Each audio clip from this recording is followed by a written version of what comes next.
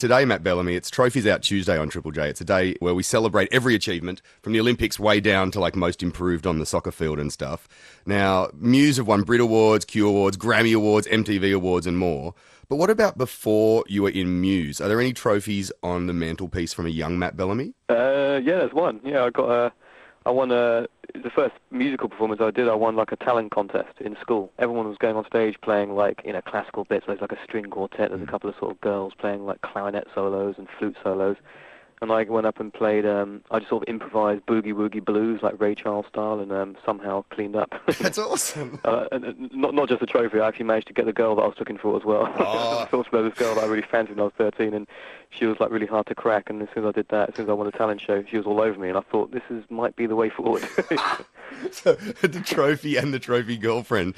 That is brilliant. And what did the trophy look like for winning that? It was like a small silver goblet. I mean, yeah, it wasn't that impressive. That was amazing, so much fun. There was loads of chaos building up to, the rehearsal the day before. It was like, I wasn't quite sure if it was going to happen. To be honest, it was disastrous. I mean, not just us, I mean the whole thing.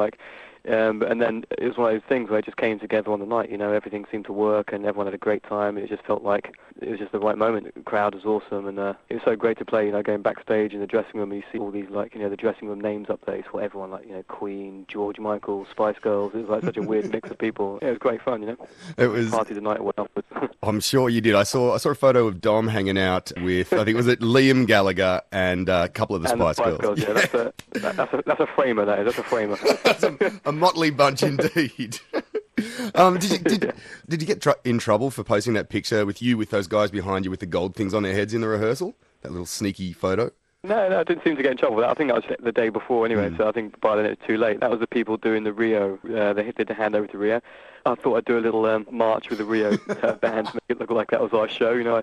I sort of sent it to a couple of friends as well, and to give them the idea that was going to be our, Goldfinger type approach to playing. Yeah, we were trying to work out here at Triple J. On stage with us in the end. Yeah, why you had guys with gold things on their heads for your tune. It was great. It turns out you just came in that awesome sparkly suit. Now, when you wrote that song, Survival, did the Olympic people give you any rules about writing the song, or was it entirely your own stuff? No, not at all. I mean, the song was kind of in the writings anyway for the album. I think I tweaked it a little bit, added on that big ending at the end, and the choir stuff was added as well.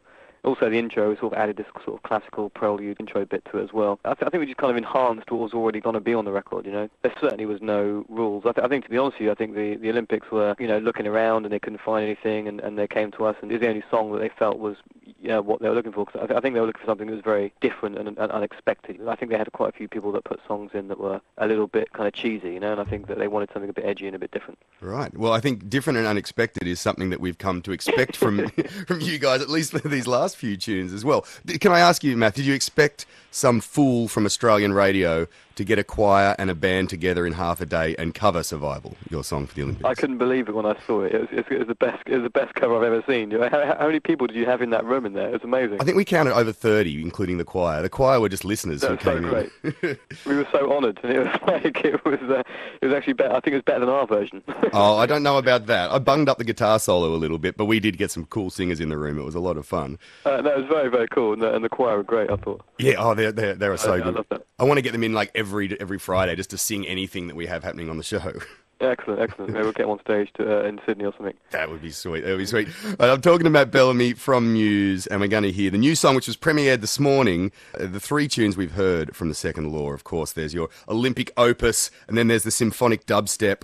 When I heard this one was called Madness, I thought for a second it may actually be like early 80s ska. I named it. I was nearly, when we were doing the closing ceremony, Madness, they were first playing as a closing ceremony. They were playing on the back of a truck. And I saw those guys stuck up there, because everything was running late, and they were stuck there for 3 hours, on this truck. And I was tempted to take a picture of myself with them in the background and make that the single cover, for the single. I thought that'd been funny. Next time. All right. Matt Bellamy is on the line from Muse, the band that you just heard. Who's doing the mad loop? It's me. It is too. There it is. That's proof positive. Just another song that is just throwing curveballs into what people, I guess, have thought about Muse. Is that kind of the idea? Well, I think with this track was, I think we've really shown over the last couple of albums that we know how to do the kind of big, bombastic, sort of theatrical, crazy stuff, Mm-hmm. And I think the challenge has been, creating a song that's more minimal, more stripped back, and a bit more understated, and subtle in its delivery. And I think that's what we've done with Madness. I think it's a song that's really simple. It's got simple melody. The lyrics are self-explanatory, and it's just got a cool groove to it. It's not trying too hard. It's just mellow and laid back. I kind of feel like it was about time we did something like that. I think that's why we chose it as the first single. So I think it's one of the best songs I've written, to be honest, because it doesn't have to sort of shout and sing and dance too much. It just does its thing, It's the dynamics, of course, that I guess make not only a song but an album and indeed an entire catalogue. It's the highs and the lows. Yeah, people were texting in things like, people love the new Muse, big thumbs up, puts a tingle in my panties, says Chanel. James from Tweed is loving the bass. Lots of trophies being handed to you. Great new song, give it a trophy, boys. First impression was to give Muse a certificate for participation, but by the end, gold medal, says Ray from Campbelltown. It's like, because, people do know the massive sounds of Muse, and now you get to do these cool things. Like, I guess you're in a position where you can do whatever the hell you want. Yeah, I think we kind of, from the second album onwards, we realised we had to open up, because being in just a three-piece band, just guitar, bass, and drums, it's limiting. So the second album we started getting a lot more piano involved, and then getting into classical music, film music, and electronic music, and all sorts of stuff. In a way, being just the three of us made us more open to things outside of it, to sort of spice it up a little bit. So we've kind of done what we wanted to over the course of the albums, and as I said, I feel like with Madness it was time to do something a bit understated, for once. Yeah, and you also nailed that, it's like almost Brian May guitar sound in the solo. Yeah, that's like a full-on, the old classic D-eyed Fuzz Factory. It's the same guitar sound I used for Plug-in Baby, I think. It's just a Fuzz Factory D-eyed. For all the techno geeks out there, they'll know what I'm talking about. They will. I'm sure they will. Now, we've heard a couple of things. Oh, we heard that there are U2 vibes on the album, and I guess you can sort of hear that in the delay towards the end of that song. And your son's heartbeat's going to be on the second law as well. Yeah.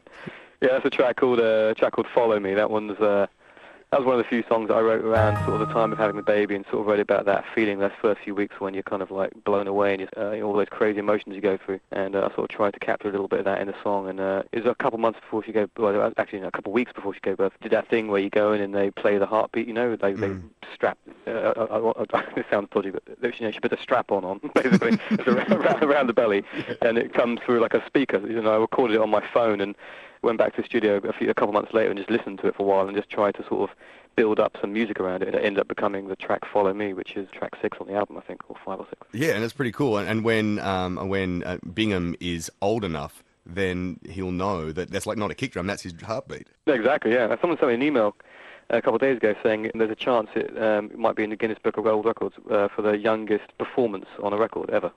That's awesome. Yeah, that would be cool. That is child labour to a new extreme, Matt Bellamy. All right, well, it's awesome to talk to you. Of course, the main question everyone is asking is when is Muse coming back to Australia? We'll definitely be there next year. I think this time we're thinking maybe of just trying to go for our own outdoor concerts, So whether we'll be playing in parks or playing in stadiums, hopefully, that would be great. I'd love to be able to get into the football stadiums there so we could bring all of our kind of show that we're doing in Europe across to Australia for the first time. Yeah. That would be the idea. I can't say when. It might be the later part of next year, but we're definitely going to be there, and hopefully we're going to bring our entire sort of crazy show there. And then maybe you can bring the harnesses that I saw Chris using at Wembley. Yeah, Chris has got his zip lining right down there.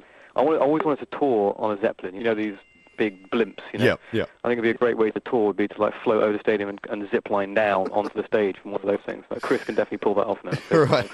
One of these days, you'll see. Awesome. All right, dude. Well, the second law is out kind of soon, I guess. Is there one little more tidbit you can give us from the second law? Oh, there's plenty on there. It's a mixed bag. One thing to look forward to is also Chris has done a couple songs on this album, and he's actually taken the lead vocal on a couple tracks, which is cool. Sweet. So that's the first track called Save Me. He's probably the softest song on the album, Save Me, and also the heaviest track, which is almost like metal, Liquid State, are both Chris's songs, and he's singing them, so I'm looking forward to playing those live as well. Yeah, because you can have a rest. Yeah, exactly. I'd run around the venue for once and have a laugh. Excellent. You can get up on the harness. Awesome. Exactly, yeah. All right, Matt Bellamy, thanks heaps, dude, and we'll hear the album soon and see you next year. Cool, thanks a lot.